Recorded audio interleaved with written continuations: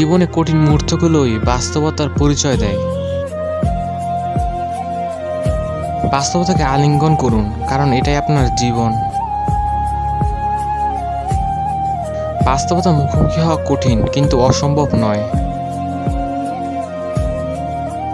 জীবনটা সিনেমার মতো নয়, এটাই বাস্তব। বাস্তবতা কখনো কখনো কঠোর, কিন্তু সবসময় সত্য। জীবনে বাস্তবতা মেনে নেওয়া মানে দুর্বলতা নয়, বিচক্ষণতা। জীবনে সময়ের পরিবর্তনকে ভয় পাবেন না, কারণ এটাই বাস্তবতা।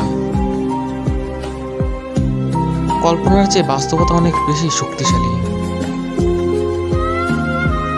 জীবনে বাস্তবতাকে গ্রহণ করুন, এটি আপনার মনকে অনেক বেশি শক্তিশালী করবে।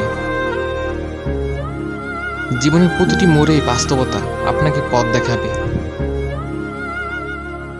ভুল থেকে শিখি, কিন্তু অনুশোচনা করি না। জীবন আপনাকে যা দেয় তাই বাস্তব। বাস্তবতা মেনে চলুন, শান্তিতে থাকবেন।